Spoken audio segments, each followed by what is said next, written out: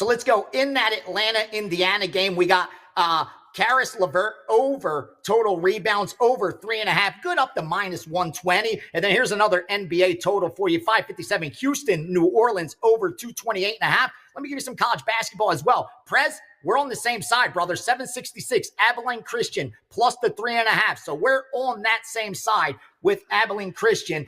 Let me give you an Atlantic Sun Conference semifinal. Under 143, Jacksonville, North Alabama, Missouri Valley Conference first round. Let's go with Valpo plus the 4.5. Let's go to the Summit League quarterfinals and lay the 9.5 with St. Thomas. And usually the last game on the board, let's take the 2 with Hawaii as well. So I got a lot of information, still working through it, obviously, but there's some steam for you guys that we already fired on. And real quickly, I said I was going to announce it here first. The date has been set. The very first class for the Blackjack Seminar is Tuesday, March 18th. Tuesday, March 18th, we launch. And I just check out my Twitter. You will see the interview I did with Anthony Curtis, legend in Blackjack Hall of Fame inductee. So really good stuff there. Check out that link that I put out. And again, if you're joining us for that Blackjack Seminar, you will get so much out of it and a free steam room on Saturday. We'll be going over college basketball, NBA, some MLB season win totals, UFC 313, and I'm there to answer all your questions as well. So I said this is a huge couple days, a big weekend for us. We're going to deliver, brother. We're going to deliver. And that's Armin Petrosyan against Bruno Ferreira. I love the Petrosyan side. He's coming off back-to-back losses, so we get a little recency bias there. But here's the key. Ferreira has to win in the first round. So this could be a great live bet as well, because if Ferreira comes out on fire and it appears to win that first round but doesn't get Petrosyan out of there, you'll get a ton of value on the Petrosyan side, because this is going to be a stand-up affair. Ferreira's not going to be able to implement any of his grappling at all against Petrosyan. He'll keep it standing, and that's where he'll start to take over, because he's one of those elite kickboxers, Armenian kid, tough as nails. So you should get the Armenians from LA here in Vegas, kind of like a home field advantage as well. Back to the wall. And this is a perfect matchup for him because, like I said, it will stay standing. And if you look at his strike differential, it's about 4x greater than Ferreira. And more importantly, his strength of schedule, it's not even close. I mean, he's lost to better guys than Ferreira's beaten. The difference is Ferreira's got that one-shot knockout power, that eraser. Like I say, you could make mistakes throughout the whole 5 minutes, but you land that one shot in 3 seconds and the fight's over. But I think Petrosyan has the defense to avoid that. So I like the Petrosyan side. I really do. Like I said, I'm on an island with that one, and I'm also on an island with the co-main event. Everybody's on Gaethje. They love Gaethje as a dog. Gaethje 6-3 as a dog. The way he got knocked out by Max Holloway in his last fight, few people bounce back and look like they did prior when you get that kind of devastating knockout. And the one thing that tends to go is the chin. It starts to weaken little by little by little. We all know that. I like, again, those are two bets that I'm on an island on, because I know everybody's on the Gaethje side. And I like the opposite there. And Huffy over King Green by knockout. The line's too high to lay the money line, but he gets it done by knockout. Speed goes first in age. He's got about a 10-year age advantage on King Green. And the difference is this guy fights with his hands down. You could do that when you're younger. Use that slick boxing, get out of the way. But as you age, if speed is your greatest asset, that's what tends to go first. Huffy by knockout. So there's a couple UFC plays for you for Saturday. Well, I'm going to start with this. Michigan State's playing for the Big Ten title tonight. I ain't fading them in this role. Plain and simple. Sparty's 5-0 straight up, 5-0 against the spread the last 5. That includes road wins at Michigan, at Maryland, and at Illinois. 2 of them by double-digit margins. They arguably have just faced the 5 best teams in the Big Ten, and they just beat them all. All right. Sparty live for a deep run. That being said, Fran McCaffrey's squad's given them all kinds of trouble in recent meetings. In fact, lowly Iowa, well, not lowly Iowa, but mediocre Iowa, 5-1 straight up the last 6 meetings against Sparty. The only loss came by a single bucket back in 2023. That being said, current form, no comparison. We talked about Sparty, what they're doing. Iowa, 0-5-1 ATS, their last 6 at home. Now, Sparty has already clinched a share of the title. If they lose tonight, that gives Michigan a chance to share it with them when the two teams meet this weekend. And obviously the in-state arch rival. Is that a look ahead for Sparty? Well, let's see what Tom Izzo had to say about that. Quote, well, there's other goals that we have, playing better all the time so we get more prepared for the tournaments that are coming up. When it's one bad day, when it's one bad half, and you're out. Izzo continued. It's exciting to be in this position. I'm not making it a bigger deal or a smaller deal. I'm making this is why you came here. This is what we do here. We don't hang things of records. We hang things of championships. And, oh, by the way, one last quote from Izzo. Quote, we're nowhere near peaking. And, of course, the Spartans go 10 deep. They're not a team that I worry about rest situations. And the Spartans play defense in a way that is likely to give Iowa problems. In conference play, Michigan State has held opponents to 26.6 shooting from three-point range. Wisconsin just went 5 of 32 against them. Iowa's game plan, look, it's senior night for the Hawkeyes, okay? They've got some good seniors. They've been there. It's not a scenario where I'm going to bet against Fran McCaffrey's squad lightly here. But Iowa's got to hit threes in order to beat Michigan State, and no one's hitting threes against Michigan State right now. Yes, the Hawkeyes have a little bit more rest. And yes, there are concerns about the series history here, but I ain't fading Sparty in this game. It's Michigan State or pass for this better. We've got Boston on the second of back-to-backs. They have the Lakers on deck, national TV showdown on Saturday night back at home. They beat Philly by 20 in the first game back over the All-Star break, and they won last night by 10. We talk about urgency. This isn't a spot where I see urgency for Boston. And when you talk about bad point spread records, this is Boston off a win this year. Full season. They've won 43 previous games before last night. They've covered the spread in the next one exactly 12 times. 12, 30, and 1 against the spread off a win. Only the Phoenix Suns have been worse. Both teams with significant injury concerns.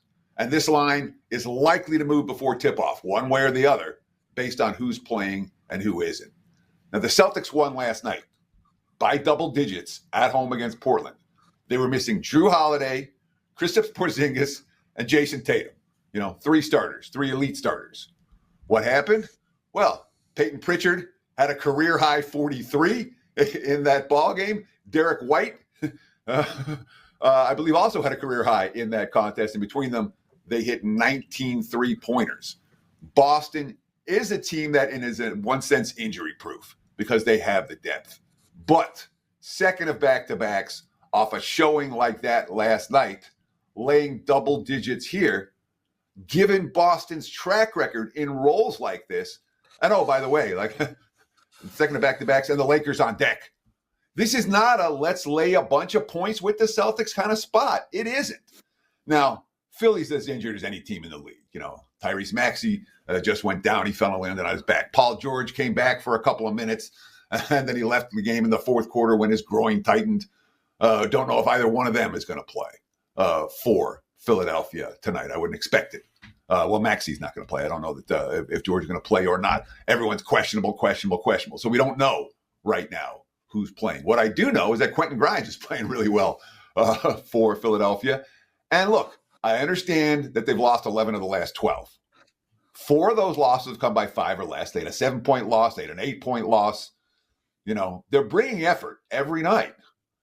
Celtics are not a team I worry about with injuries, but this isn't the spot to lay with Boston. Philly or pass. I think it's too many points. I think the Sixers are live dogs this evening. Well, do you like the Knicks or are you going to the Lakers? So I'm not stepping in front of LA. Plain and simple. I mean, the Lakers, what are they now? 17-3 straight up their last 20 games. 8-2 with Luka, but the 2 losses both come with asterisks. They had the one game before the All-Star break and the one game right after the All-Star break that they lost. They were flat as a pancake in both contests. Remember, they had to come back a day earlier than everyone else to play that game against Charlotte. Really, when they've been focused, they're 8-0 with the new mix. And 17-3 the last 20, 17-1 when they've been focused in their last 18. I mean, this is a one-way team. And LA's season-long stats are lying. What do we look for in the NBA? A situation where a team's playing here, but their stats say they're playing here. And the Lakers' season-long stats are mediocre. They're not a mediocre team right now. And I am worried about LA's injuries. You know, Austin Reeves missed the last couple of games. Rui Hachimura has been out for the last 3. I don't think either one of those guys is going to play tonight for LA. And, you know, when we talk about the impact injuries that don't necessarily affect the point spread, both Reeves and Hachimura are guys that fall into that category for me, impact players that don't move the number. That being said, the Knicks have been a point spread disaster area for the better part of the last month. All right, they continue. They won a bunch of games, and they stole a bunch of games during this span. You know, they beat Chicago in overtime. They beat Atlanta in overtime. They stole a win against the Sixers when the game that they trailed in the fourth quarter. They stole a win in Memphis when Anunoby hit a 3 in the closing seconds. You know, they stole a win against Miami. They rallied from 19 down to win an OT. And I'll give them credit for stealing these victories. The Knicks' fourth quarter execution has been tremendous. And they found a way to steal those ball games. They could have Karl-Anthony Towns back in the lineup tonight as well, and that matters for the Knicks. But the Lakers are the value team right now. The Lakers are the team whose full season stats don't equate with the current form. For me, Lakers are a one-way team at this stage of the campaign.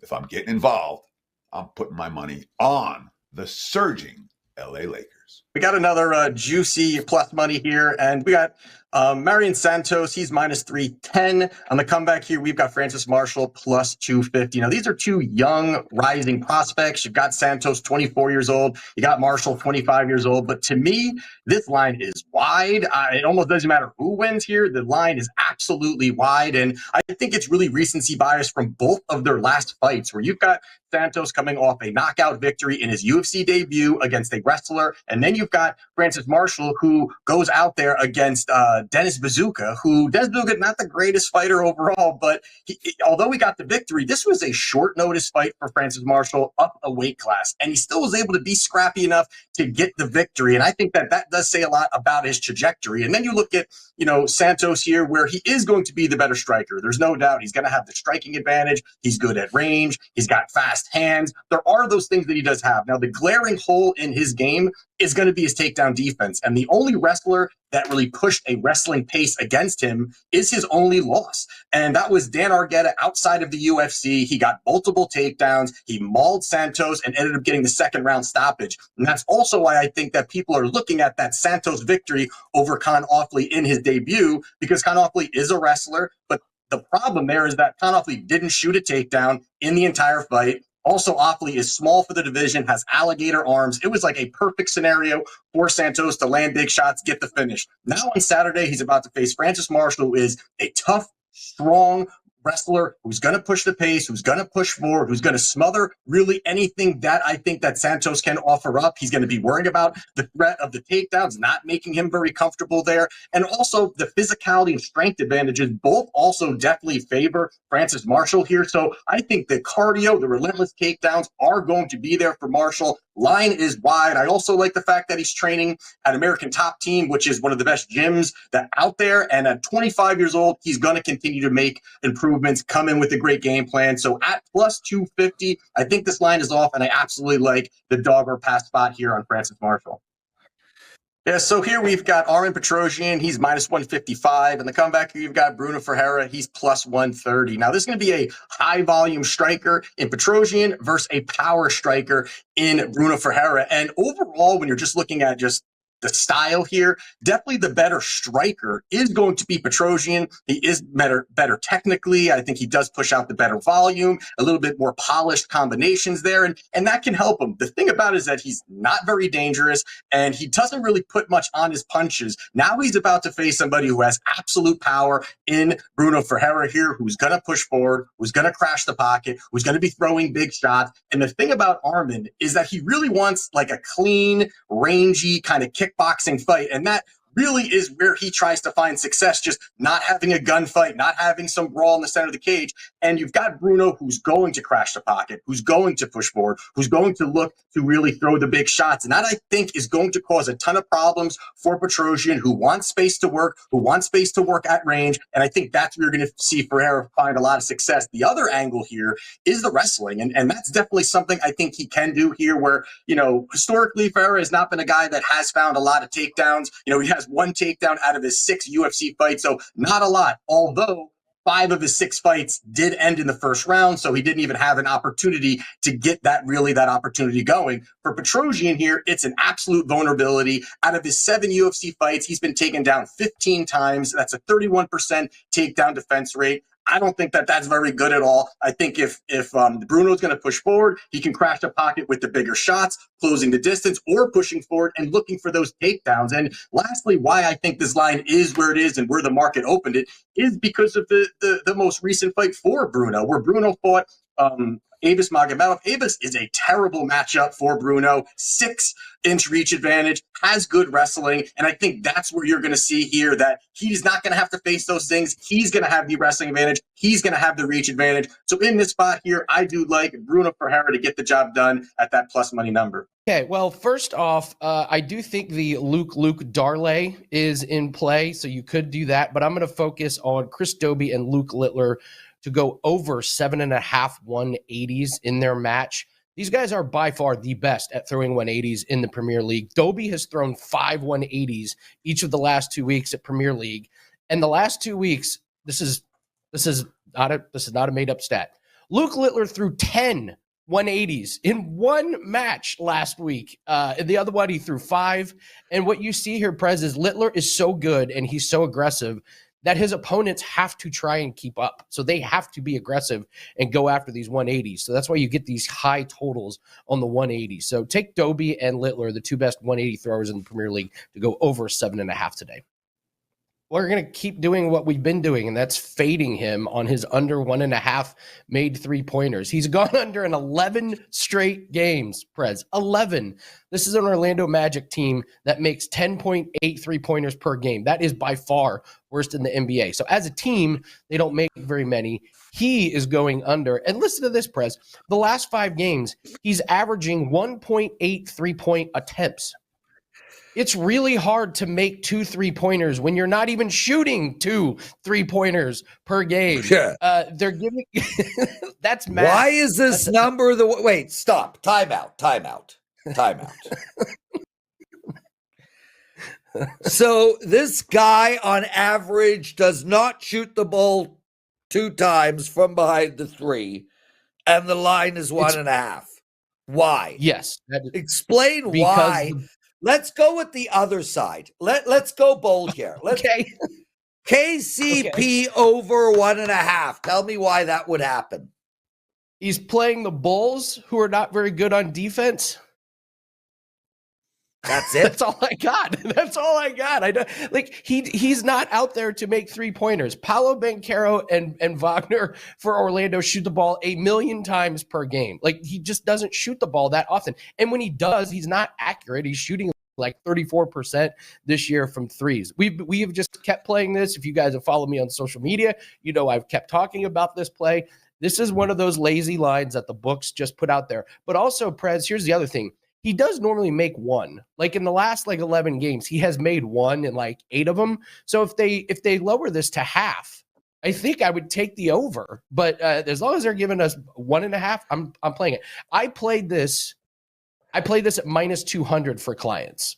And you would say, well, -200 is a ridiculous price. Not when it's hit 11 times in a row. So you're just taking KCP under 1.5 made 3s. Let's talk Xander Schauffele. I'm going to take his over 73.5. This is a big number. That means he has to shoot +2 or worse when he tees off. But Prez, I've been watching this tournament all morning, and it is brutal. The wind is kicking up. The greens are hard. So the ball is rolling. It's brutal conditions. 45 guys have teed off. Only 14 of them are even or better. And here's the biggest thing. This is his first tournament back since the rib injury. And I'm going to sound like Teddy here. Read the quotes. He said, I just need to get some reps before the Masters. He does not sound like he's 100% healthy. And for your first round back of professional golf, to be at this course with 4 inches of thick rough with wind kicking, I think this is a nightmare scenario. And here's the other thing. He hasn't finished top 20 ever at this course. So this is a course that he doesn't play with good. I don't think he's 100% healthy. It's tough when you got a world-class player and you need him to shoot +2 or worse, but that's where we're going with it. Conditions are just too hard. I don't trust him to have a good round.